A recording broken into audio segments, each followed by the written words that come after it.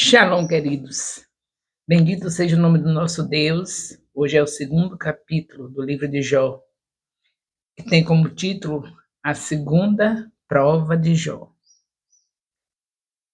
Como vocês já sabem, nosso questionário terão perguntas dentro do capítulo, da leitura do capítulo, e também das informações que eu trago para os seus discipuladores, e os discipuladores passam tudo direitinho para vocês. Então, vamos lá, com a graça de Deus. Esse capítulo 2 de Jó relata a diversidade e a cruel aflição de Jó. Mais uma vez, os filhos de Deus, os anjos e Satanás, entre eles, apresentam-se perante o Senhor. Deve ter sido imediatamente depois que as aflições de Jó o atingiram. Provavelmente o Senhor chamou a assembleia. A vitória está do lado do Senhor. Satanás é derrotado e sua derrota é conhecida das hostes celestiais que, sem dúvida, assistiram às tragédias que aconteceram na terra e que, com alegria, ouviram as palavras maravilhosas de Jó. Vocês lembram, né, das palavras de Jó? Nu eu nasci e nu volto para o ventre, para não, ele nasceu nu e também nu ele voltaria para Deus. Não foi nada bom para Satanás ouvir isso, mas ele não se conforma, né? E nós estamos vendo aqui no segundo capítulo, a segunda prova de Jó. Então, triunfante, o Senhor disse a Satanás, e ele ainda mantém a sua integridade, embora tu movesse contra ele para destruí-lo sem causa. Deus fala para Satanás que, mesmo ele fazendo o que tinha feito, tirado tudo, ele continuou íntegro. Então, vem o escárnio de Satanás. Ele não perdeu a esperança? Pele por pele, sim. Tudo que um homem tem, dará por sua vida. Mas estende a tua mão agora, toca seu osso, sua carne, e ele te renunciará à tua face. Esta é uma linguagem ousada e horrível. Mostra o conhecimento de Satanás da natureza humana. E Deus diz a Satanás: eis que ele está em tuas mãos. Quando diz em tuas mãos é porque Deus estaria permitindo que ele fizesse tudo isso. E se Deus permite, ele faça a sua obra maligna, ele planeja judiciosamente, o próprio amor e poder de Deus estão do lado de seu povo aflito. Sua própria fidelidade graciosa será demonstrada no julgamento. Ele permite, mas ele está com seu povo. Você passa por aflição, você passa por coisas que você acha que não foi resultado de pecado, é Deus permitindo Satanás te tocar, você sabe que ele não te abandona. Ele faz isso, mas ele está com você. E você não vai ceder a Satanás. Você vai ser como Jó. Vai estar enfrentando tudo, dizendo, ainda que ele me mate, eu continuarei confiando em Deus. É assim que você vai ficar. Porque o Senhor deixou esse livro aqui, não foi para você olhar e achar bonito a vitória de Jó, mas para você saber que a de Jó é a sua também. Porque todos que agirem como Jó, confiante no Senhor, e é certo que aquele que Deus permite a prova, ele está junto para que esteja confiante nele e já sabe que a vitória é garantida. Você não tem nada que temer quando estiver sofrendo por alguma coisa que você não fez. Ao contrário, aí é que você glorifica a Deus. Vergonha a gente sofrer pelo resultado do pecado, pela consequência do pecado. Isso que é vergonha, mas você sofrer pelo que você não fez, é isso que deve ser a vida do crente. Tem muita gente indignada porque está sofrendo sem merecer, mas é justamente Deus permitindo o diabo tocar. E quando ele toca, Deus está junto para estar lhe dando capacidade para vencer. Disso você não deve ter dúvida. Não foi em vão que Deus deixou esse livro na Bíblia para que você entenda que Ele é com você em qualquer situação. Se você tem um resultado de um pecado, Ele não lhe abandona. Você vai sofrer a consequência, mas Ele está junto com você.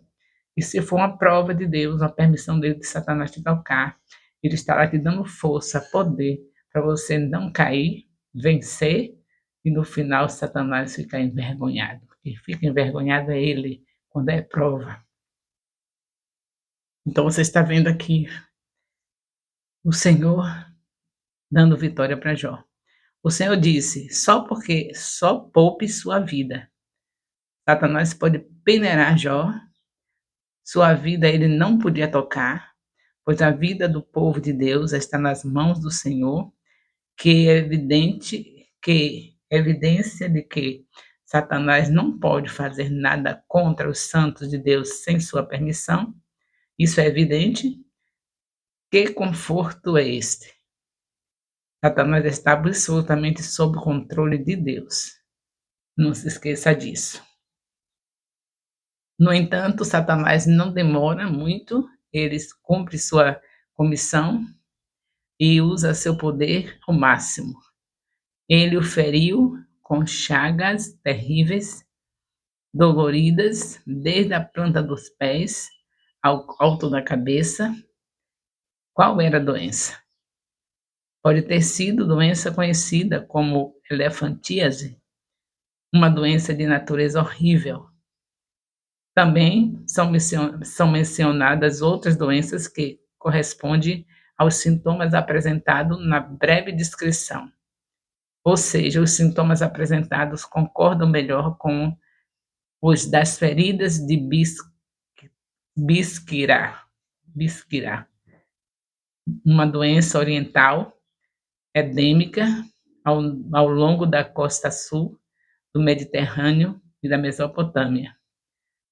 Pelos sintomas que são apresentados, parece que é resultado dessa doença, que é uma doença rara e que, como está dito aqui, como já falamos, é dos orientais, na região oriental da Terra, Mesopotâmia, é a Biscará, é um nome meio estranho, mas o que é certo é que ele estava com uma doença onde havia muito sofrimento. E Satanás, por ordem de Deus, por permissão de Deus, conseguiu colocar sobre Jó. Começa na forma de manchas papulares que ulceram e ficam cobertas de crostas, que são feridas que coçam e queimam. Deve ter sido a doença mais repugnante que Satanás poderia imaginar. Logo que ele teve a permissão, ele procurou o pior da terra, a pior doença que ele já tinha colocado na terra, que ele mesmo que faz isso, foi essa que ele colocou sobre Jó. Então Jó apanhou um caco para se raspar e sentou-se entre as cinzas. Que triste transformação! O grande emir oriental, que outrora era tão rico e influente, despojado de todos os seus bens, reduzido a mais abjeta pobreza, afligido por uma doença vil e extremamente dolorosa, toma seu lugar no monturo, entre as cinzas do lixo queimado. Ele se considera a vergonha das vergonhas, o pior dos piores, para uma habitação humana. Então, sua esposa faz aparecer se aparece só neste drama. Ela está no silêncio, né? A gente não vê falar nada. Foi permitida ela ficar viva justamente para ser usada por Satanás. Até isso teve, né? Uma pessoa íntima ficar preservada, os filhos morreram, tudo se acabou, menos a esposa, para servir de instrumento do diabo para acabar de massacrar Jó. Então ela aparece, ela é vista apenas uma vez, e apenas uma vez que ela fala. Ela deve tê-lo seguido, chorando, gemendo do lado de fora, até um monte de cinzas. Ele não ficou dentro de casa, teve que ir para o lugar do monturo. E ela segue certamente, vê o seu marido chorando, e agora ela fala, mas não de si mesma. Satanás usa como seu instrumento. Ela fala através dela. Você ainda mantém a sua integridade? Renuncie a esse Deus e morra. Isso é exatamente o que Satanás havia falado na presença de Deus, que Jó faria exatamente isso. E agora ele usa a mulher para sugerir o suicídio a Jó. Mas mais nobre é a resposta do santo aflito de Deus. Ele detecta em sua linguagem de impiedade. Você fala como uma das mulheres ímpias. É isso que Jó diz para ela. Esse significado de tola era ímpias. Ele está dizendo que ela está falando como uma mulher ímpia. Só quem não conhece a Deus pode falar como você falou. Receberemos o bem das mãos de Deus e não receberemos o mal? Foi o poder de Deus que produziu tão maravilhosa submissão. Sua graça o capacitou a passar por tudo isso sem pecar. Em tudo isso, Jó não pecou com seus lábios. Contudo, entramos agora na seção principal do livro, que a seção principal do livro que nós vamos entrar agora, nesse comentário. Então, a sombra escura do acusador dos irmãos desapareceu em seu lugar, desapareceu, e em seu lugar os 3 amigos de Jó aparecem em cena. Assim, as notícias dos terríveis infortúnios chegaram até eles. Marcaram um encontro juntos para chorar com ele e consolá-lo. Como eles estão agora tendo o papel proeminente neste drama, devemos examinar seus nomes e obter algum conhecimento sobre sua personalidade. O primeiro amigo é Elifaz, o temanita, de Temã, está na Idumeia, que é os lugares citados de onde eles eram. Para alguns comentaristas, ele pode ter sido filho de Esaú, mas isso é apenas uma especulação, não temos certeza. Mas alguns acham que esse Elifaz era filho de Esaú. Vocês lembram de Esaú, né? O filho desobediente de Jacó.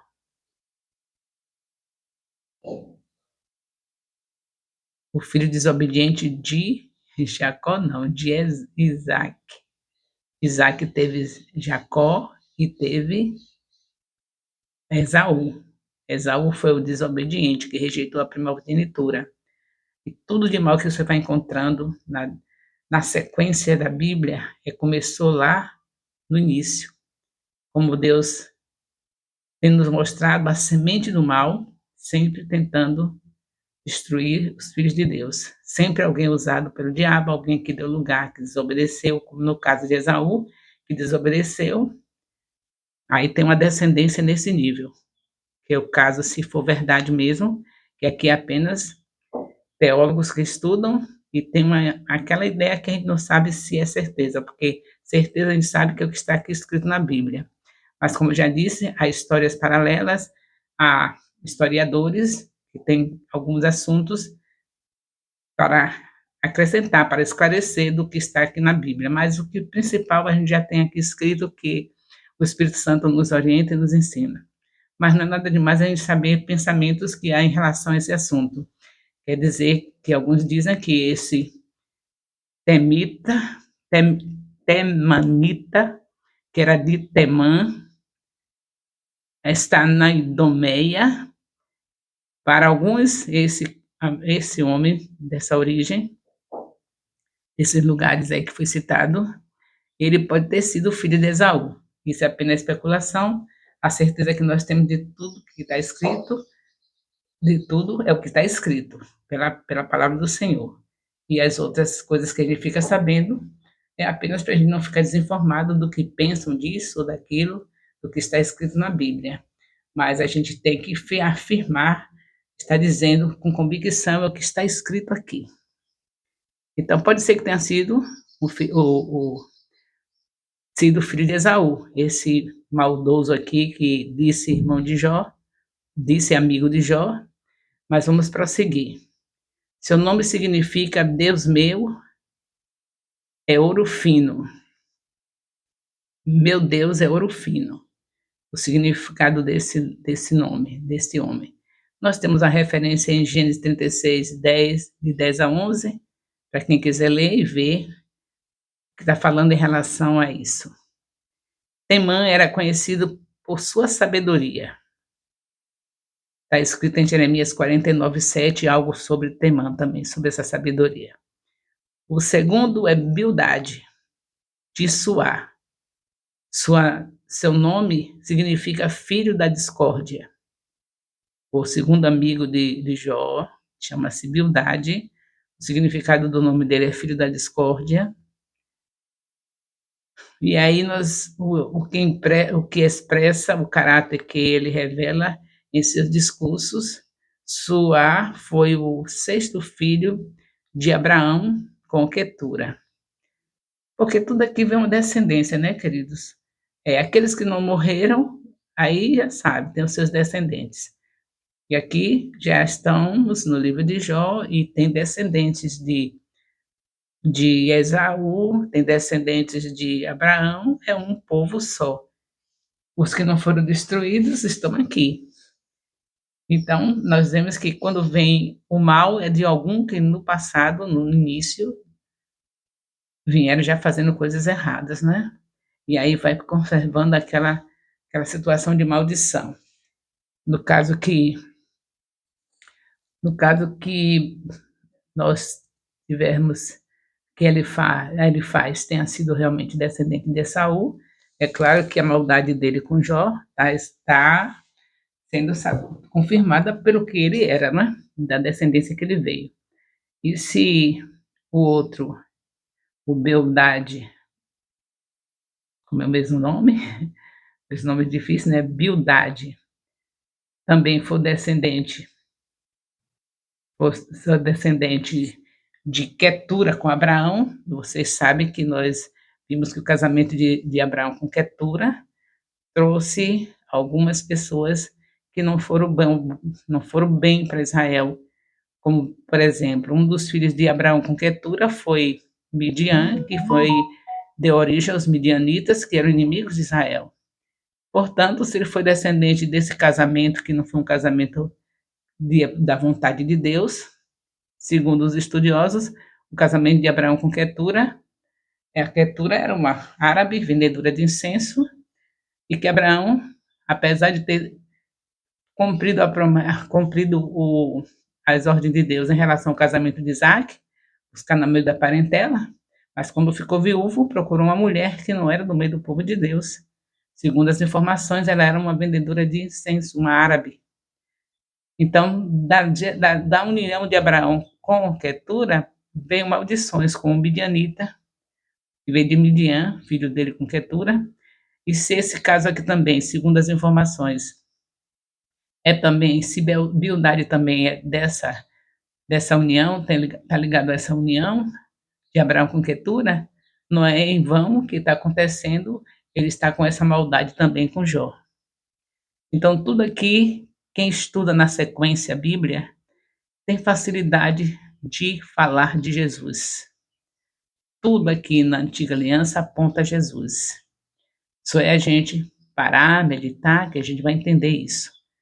E quem estuda a Bíblia na sequência está valorizando mesmo a voz de Deus, porque há um entendimento maior para quem pega a Bíblia de Gênesis a Apocalipse. Mas aquele que fica decorando versículos isolados, muitas vezes tem sido fundadores de heresias. Se pegar versículos isolados, mas nós estamos, graças a Deus, entendendo que a palavra de Deus, de Gênesis e Apocalipse, é merecedora de atenção. E nós, do Ministério Apostólico Internacional de Jerusalém, estamos dando essa atenção à palavra de Deus, estamos reconhecendo que devemos amá-la e estudá-la cuidadosamente de Gênesis e Apocalipse. Então, aqui vocês veem por quê. Quer dizer, eu estou falando de um assunto aqui que eu já sei que aconteceu assim e assim no início. E aí já entendo por que que esse Bildade foi maldoso, porque veio de um relacionamento errado. Abraão não foi bem sucedido no casamento dele com Quetura, porque os filhos dele, o Midian, por exemplo, foi uma maldição, inimigo de Israel. Agora, essa informação de que Bildade tem a ver com esse casamento, com essa descendência de Abraão e Quetura, estamos vendo o que ele está fazendo com Jó. Então, é bom a gente entender que Deus quer a palavra dele no nosso coração, de Gênesis e Apocalipse. Como a gente vai conseguir 1.189 capítulos da Bíblia no coração e poder falar disso? O Espírito Santo. Com ele você pode todas as coisas. Seu papel é ler de Gênesis e Apocalipse. E o entendimento e guardar no coração é com o Espírito de Deus. Nós fazemos a nossa parte e Deus faz a dele. Então, nós vemos aqui essa referência em relação de Abraão e Quetura ser ancestral de Bildade, está também em Gênesis 25, de 1 a 34. Ele também é mencionado em conexão com Esaú, Edom e Temã. Suá significa depressão ou prostração. O terceiro amigo é Zofá, o Naamatita, de origem nada sabemos, não sabemos a origem, e seu nome faz referência a algo como um gorjeio de pássaro. Já esse terceiro amigo de Jó, as informações são menos, não se sabe muito sobre a origem dele, mas o que é certo é que todos três tiveram um discurso que não foi agradável e que fez com que Jó sofresse mais ainda. Não pode haver dúvida de que todos os três eram como Jó, homens tementes a Deus. Eles eram tementes a Deus, mas infelizmente também tiveram seu papel de fazer a vontade de Satanás, martirizando Jó com suas conversas assim meio estranhas, né? Formaram, como Jó já era patriarca, uma espécie de aristocracia intelectual e religiosa em meio às idólatras circuncidantes. E aqui nós vemos quando vamos repassar aqui. A gente fica lendo, fazer comentário lendo é bom porque a gente não volta onde se perdeu. Não pode haver dúvida de que todos os três amigos eram homens tementes a Deus. Formaram com Jó na era patriarcal, uma espécie de aristocracia intelectual e religiosa. Quer dizer, eles viviam nessa harmonia que sobressaiu nesse período da vida de Jó, porque eles tinham uma religião, eles tinham temor a Deus. Quanto tempo durou a viagem depois que a notícia da condição de Jó chegou até eles? Não sabemos o tempo que durou para eles chegarem até Jó. Deve ter sido meses depois de que Jó foi ferido pela primeira vez, e eles vieram a visitá-lo. Durante esse tempo, a doença de Jó desenvolveu-se plenamente. Sua miséria não diminuiu.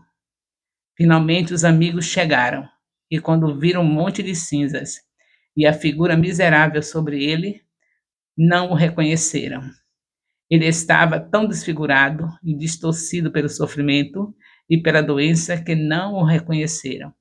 Eles o conheceram nos dias de uma grande prosperidade, quando os jovens eram admirados por sua personalidade, quando os velhos se levantavam para honrá-lo. Foi nesse tempo que esses amigos estavam com eles, no tempo das vacas gordas, onde Jó era admirado por todos, do jovem ao ancião.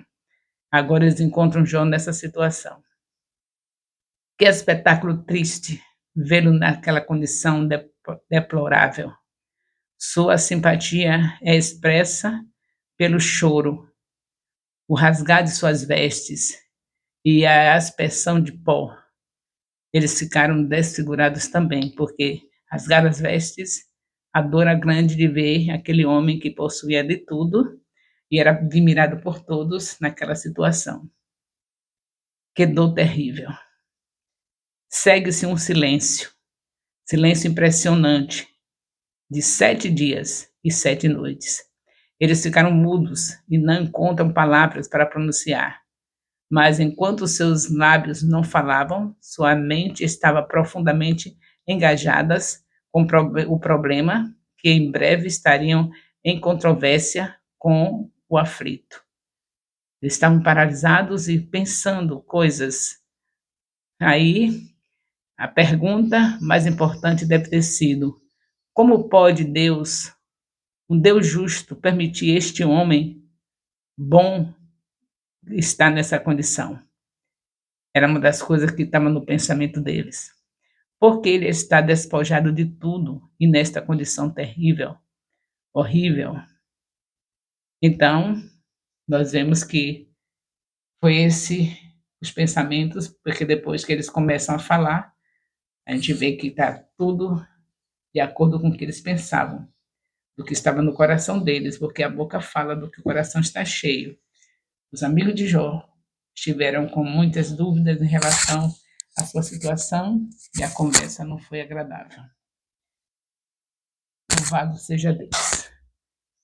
Vamos continuar no próximo discipulado com o 3º capítulo e com certeza estaremos mais, assim, sabendo do que Deus é capaz de fazer na vida de um homem que lhe pertence. Ele pode prová-lo, mas ele não abandona e o resultado é vitória. É o que nós vamos ver na vida de Jó, no final desse livro, em nome de Jesus.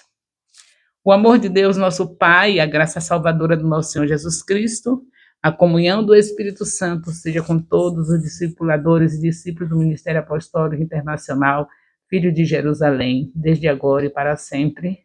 Amém